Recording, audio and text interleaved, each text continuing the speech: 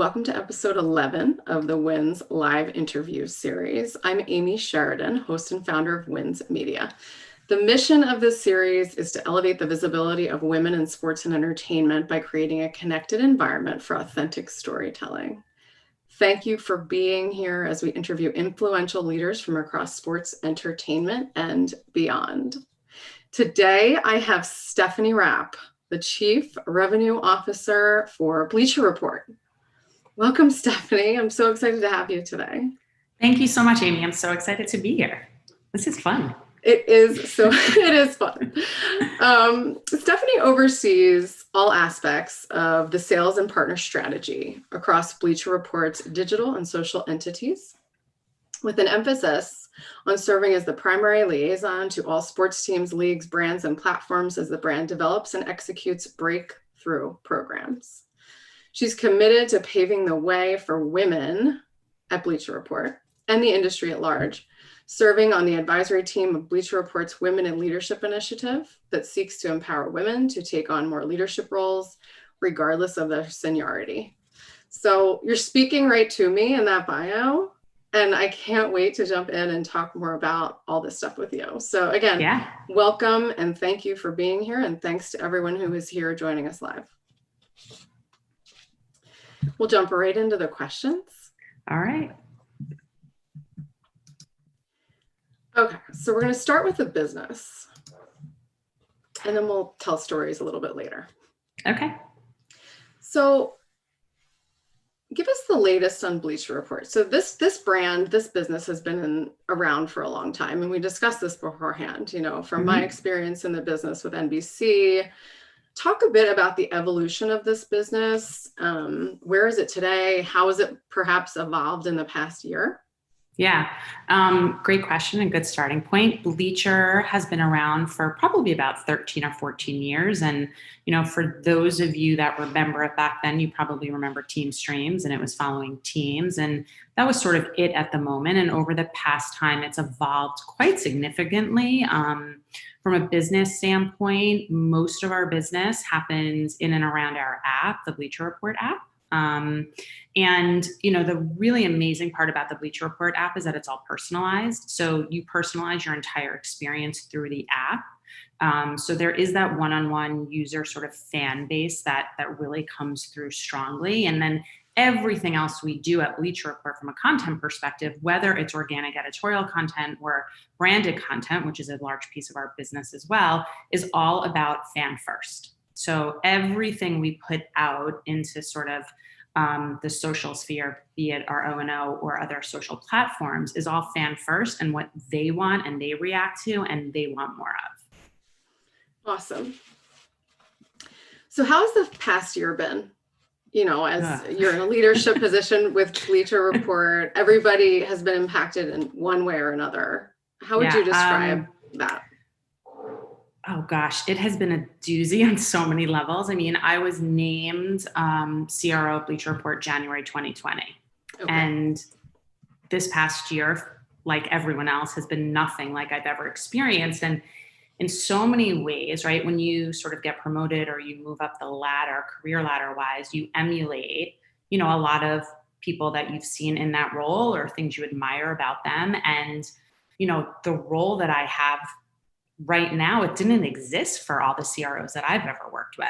And so, it was incredibly hard in a lot of ways, just, the suspension of sports, what do we do now, to the social injustices that happen across the country and, that reckoning that took place and, facing it, face on to the, more alignment with Turner Sports.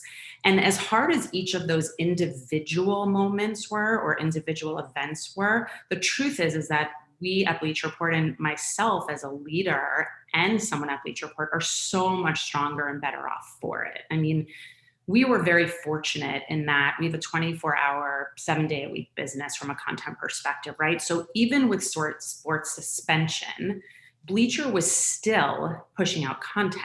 And, a lot of it has to do with our close relationships with the leagues that, while we didn't have live content happening, we could do a lot of reflecting back and, key moments on courts. And So our business continued. I mean, it certainly dipped like everyone else's, but we were really fortunate in that way. And one of the things I actually have really enjoyed about the past year is the ability to connect with so many other people inside of Bleacher Report that truthfully, I probably wouldn't have had the opportunity to if times were normal. And I see that as a massive silver lining and something that I'll just carry on with me. Yeah, I think it's a great point. And certainly the world sort of stopped. So you could like pick your head up and look around and have some Absolutely. conversations. I think your point about you guys are 24/7, content doesn't stop.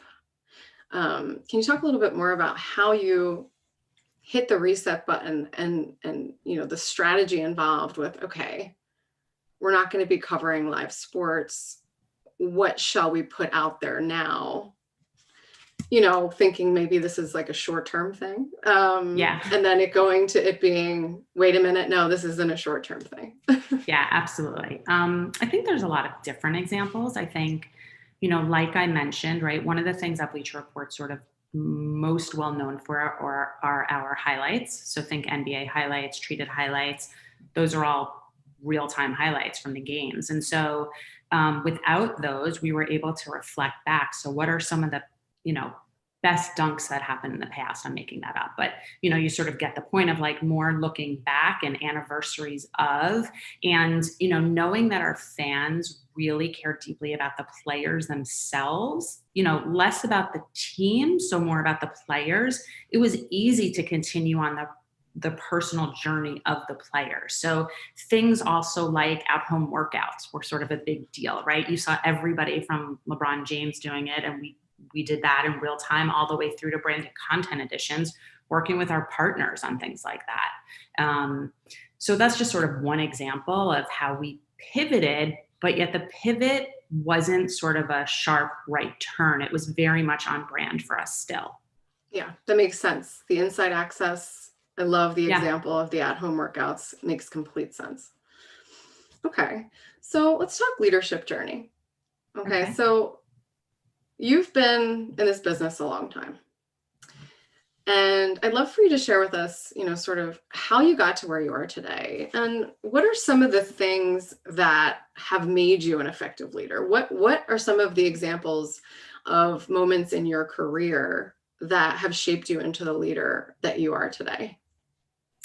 Ooh, good question. I think I'm not someone who sort of has a mapped out 5-year plan. The question of what do you want to do in 5 years is the worst possible question you can ask me. I tend to be sort of really focused on the here and now and understanding in the here and now what skill set either I'm missing or I'm most interested in, right? So if you think about that and then you kind of apply it to my career path, it was always about trying to make myself a little bit more rounded. So more well-rounded. I started my career in sort of older traditional print media and loved it and loved every minute, and quickly realized that I needed digital experience. And so went to the place that at that time was sort of the epicenter of digital media, which was Wired, and sort of continued down the path of just sort of learning and pushing myself. And from a very early age, when I sort of entered the workforce, I just started looking at qualities in leaders above me that I either liked or didn't like, and learned early on the type of people I wanted to work for, as well as be surrounded by. And I would say all of that has shaped the type of manager and leader I am today. I pride myself, and hopefully my team would say this is true. I think I'm very transparent. I'm direct. I'm empathetic, and I share my vulnerability with people. And for me, those are all the qualities that, again, sort of spoke to me the loudest when I was not leading a team. And so that is what I tried doing on a daily basis. I love it all. And, the themes are very apparent. I interview women across the business, and this comes up. I mean, everything you said comes up. You're following your curiosity. You're looking and then you're taking inventory of your skill set. What am I missing? Okay. Right. And you're continuing to evolve. And we talked before, the media industry continues to evolve. The people in the industry have to continue to evolve, right? It's part of the game. But I really, really like your point about looking at the leaders who have come before you and taking inventory of what you liked and didn't like. I think that's so smart. I actually haven't heard that before. Okay. But it makes so much sense, being thoughtful about, everybody says, oh, who you work for is just as important as the salary, right? When you're looking for a new role, you really need to put a lot of stress on who are you going to be working for. So I love that you bring it up and saying, hey, I've thought about this and I've identified the type of leaders. And, I think that probably makes you into an incredible leader, just knowing that that's how you think, and allowing people that, report into you to have. I sort of had this moment in my career. I mean, it's crystal clear in my head where I sort of tell it in Star Wars terms, but I went from the dark side to the rebellion. I mean, it was as clear as that to me. And I have made a very conscious decision, and it was pretty early on in my career, to sort of stay on the rebellion side and work with really good people. And that part of my journey, I would say, has really dictated the last 10 years of that career path, because it is all about the people you work with, right? We spend more time, I would say, in an office, although that's not true anymore, but talking to the people we work with than anyone else in our life. And I couldn't imagine not liking the people I worked with. Absolutely. I love it. I love the movie reference. What a great transition, because we're going to talk about another movie reference. But I love you're moving over to the rebellion side. You're taking control of your own career, who you're going to work for, what you're going to do. So congratulations. I mean, it's worked. Thanks. Knock on wood so far. Yeah. I mean, look, and to your point, I mean, January 2020, what a tough time to come into a role like this. But you guys are, everybody's going through that, it's the whole world, it's the whole industry. So hopefully we'll all be sooner than later. Yeah, sooner than later is right. In the driver's seat again. So story time. Okay. Everybody who comes on gives me a fun fact beforehand. I loved yours. Okay. First, we are both moms, which is one fun fact. I like to bring it up. I think it's important to just bring it up, acknowledge it. But apparently we also share a love for Willy Wonka. I love Willy Wonka and the Chocolate Factory. So, and me too. I mean, from childhood until now, it's something that we watch every year. My kids have already seen it. They're like, I don't understand. I'm like, no, just embrace it. You're going to watch it a lot more. Don't worry. You're going to watch it a lot more. So tell us the story of how you brought Willy Wonka to life at a party. Yeah, sure. So in one of my past lives, when I was not on the sales side of media, I did event planning. And I ran all of the events for a really big .com at the time. This was all pre-2000, so pre sort of that initial .com bust that happened. And I say that because nobody even talked about budgets. They were unlimited. And so we were doing a client event in New York, and I got to do whatever I wanted and come up with a theme. And it wasn't just me. I had people helping me for sure. And so we brought Willy Wonka and the Chocolate Factory movie to life in a party. There were probably, I don't know, thousands of people invited. We sent out chocolate bars with golden tickets. We had an actor as Willy Wonka sort of open the doors. People presented their ticket. When they came in, all the bartenders were dressed as Oompa Loompas, painted orange, white overalls, hair. We had go-go dancers rolled out as big blueberries onto the floor. We made a lucite dance floor it was candy filled. We had a chocolate fountain. I mean, it was, when I think about it now, and even then I was like, this is cool. And so it's still one of my career highlights because it was so fun. And no budget. I mean, that doesn't happen anywhere anymore. So. No, I would die to see a picture of that party. It sounds like, I know. It sounds like dreams coming true. And the fact that it's so incredible. You get a golden ticket. and you go Yeah. to the party. Wow. I love it. I love that story. And you It was tell it really so fun. well. Thanks. But were you in costume? I was not in costume, but I did think I was super cool because I got to wear one of those headsets and walk around whilst talking to everybody. So my parents came actually, and that was, like, look at me, Mom. This is cool. I'm running the show. I love that. That's such a good story. It's so fun. All right, let's talk about women in sports. So you shared that you're deeply committed to this. Yeah. We definitely need more women in leadership roles in this business, right? And part of our mission at Wins is exactly that, right? So let's bring more women up into leadership roles. Let's show them other women in leadership roles like yourself so that they can see it. Right. Right.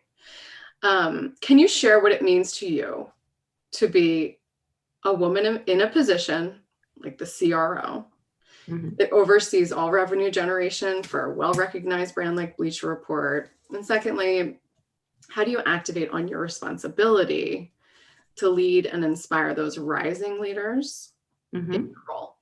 Yeah. So, what's sort of interesting about it is taking a step back into my pre-sports days, right? I grew up again in sort of print media where women in leadership roles are actually not uncommon. And so, interestingly enough, for me, I never came into sports thinking that I was one of few. And what's happened to me over the past 3.5, almost 4 years is that I'm very aware of it. And I'm very aware of the responsibility that, unbeknownst to me, has sort of been put on me. And certainly I couldn't be prouder to sort of wear and have. And, I think, and really what I tried to do is identify why it is that when I walk into a room as the only woman, I don't ever see myself as the only woman. Because for me, I believe that if I'm there, I have a right to be there, and I've earned my right, and my voice should be heard. And, and so really, what does that come from, and where does that come from? And I don't have all the answers at all, but one of sort of the big pieces of it has to do with confidence. And I think, as women, I don't think we are taught in the business world to just be confident, whether it's sort of ingrained in us from society or wherever it comes from. It's like that confident piece that we second guess ourselves, or that all of a sudden, because of our gender, we don't belong in a room. And sort of that notion is ridiculous to me.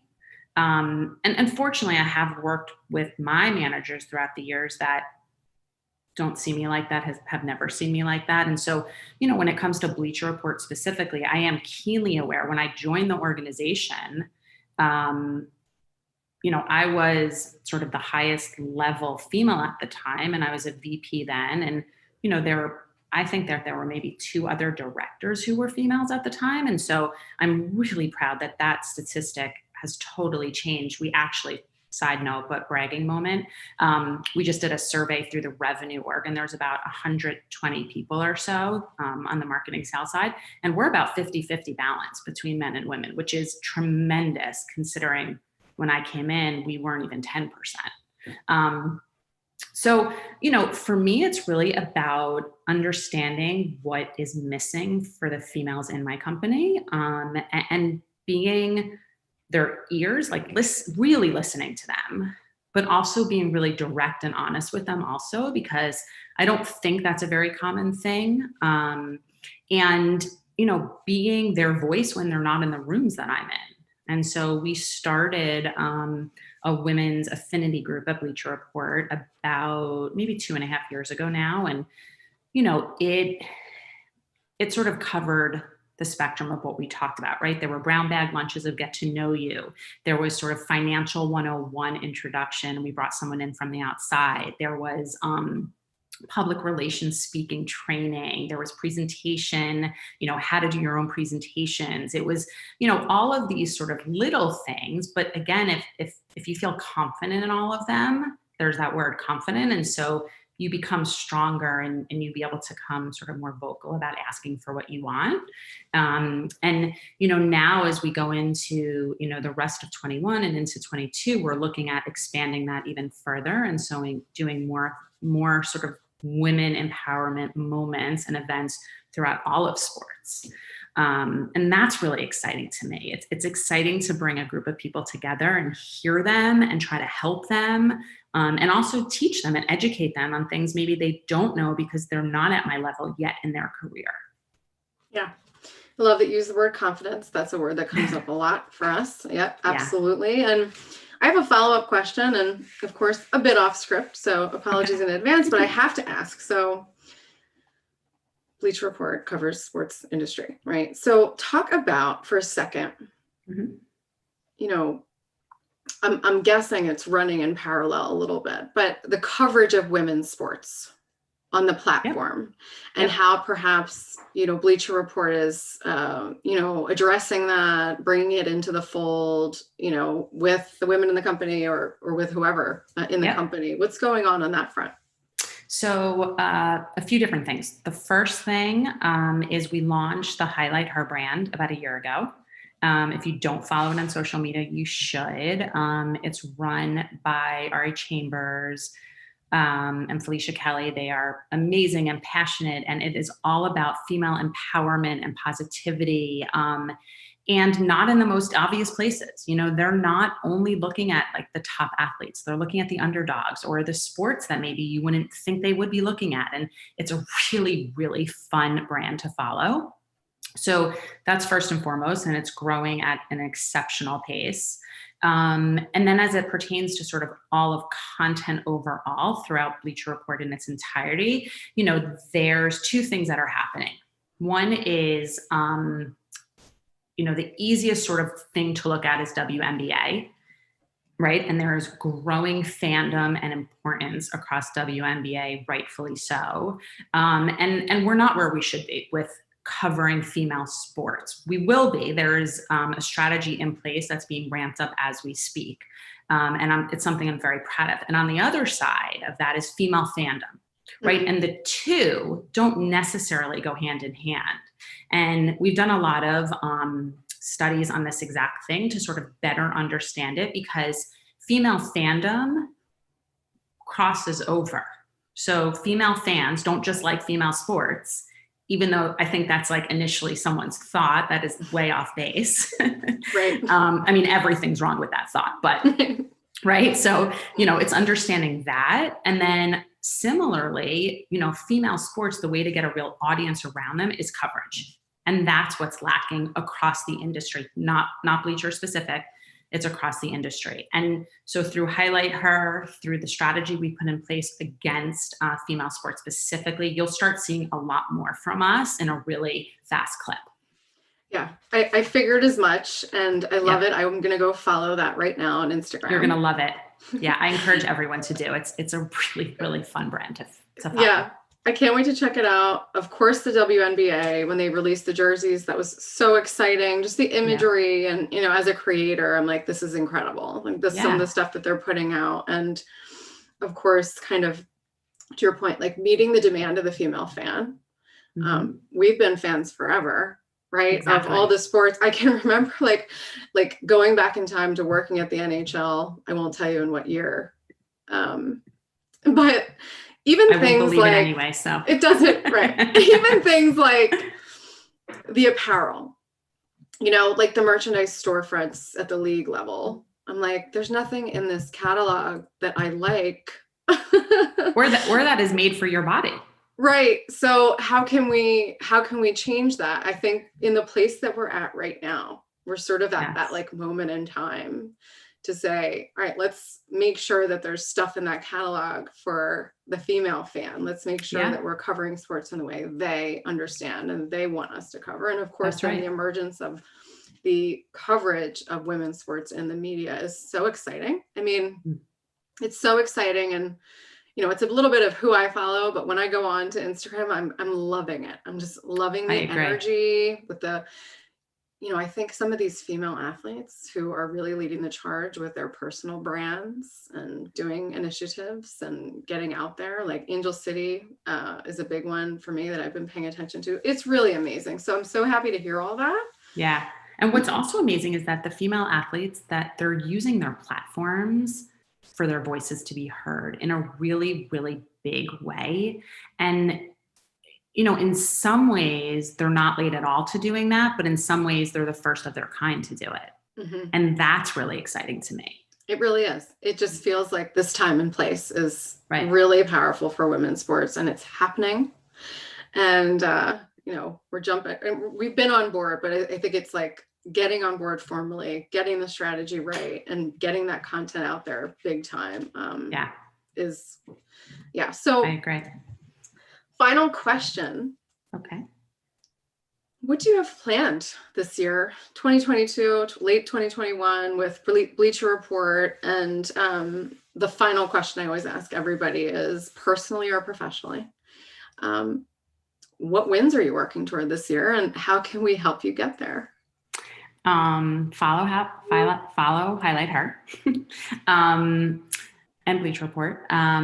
We have so much happening. I don't know how many people paid it sort of as close attention as we did to the news yesterday, but we made 2 massive announcements yesterday on the heels of another massive announcement that we made a couple weeks ago. And that announcement a couple weeks ago was that Turner Sports and Bleacher Report are now in partnership with the National Hockey League.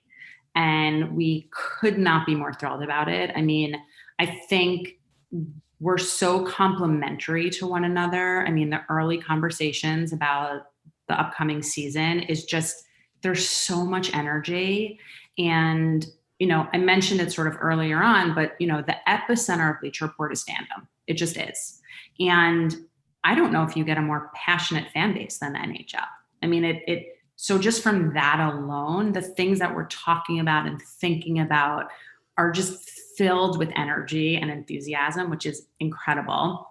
And on the heels of that, one of the huge announcements we made yesterday is that Wayne Gretzky will be in studio for us as one of our analysts. And, I don't think it gets better or bigger or greater than Wayne Gretzky. I mean, a great one. Totally. The company is going wild.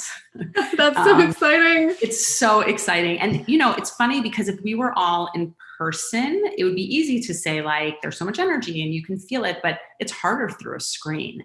And yet it is so tangible for everybody. And that is so fun to be a part of. And for me personally, like, I get to sort of learn league relationships at the very beginning, right? I came into Bleacher Report when a lot of our league relationships were up and running for many years. And so for me, this is a personal challenge of learning how it works, the intricacies of it, how to work together, how to build those partnerships inside of our relationship with the NHL and all of that.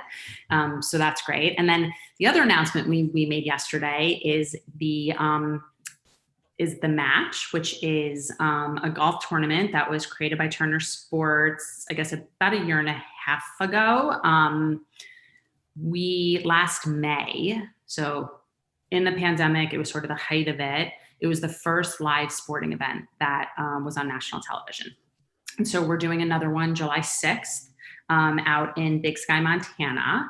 Mm-hmm. And it is Brady and Mickelson, Tom Brady, Phil Mickelson, trying to defend their title against Aaron Rodgers and DeChambeau. And so the amount of trash talk that happened yesterday on social, I mean, it just, sometimes you try to predict this, right? You try to, sort of create an event or a moment that will be socially charged, that people will be really into. But once it happens and it takes off, it's just so fun. And the trash talking is hysterical and, such a part of the DNA of sports when you get really good matchups.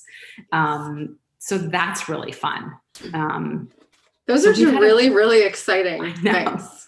I can agree. feel that energy coming through. Yeah. Wayne Gretzky, wow, the NHL. Yeah. To talk, I not only did I work at the NHL, but I'm a hockey family. So I have my husband who played hockey his whole life. I have my daughter, my oldest daughter is a hockey player. She's actually a goalie. That's awesome.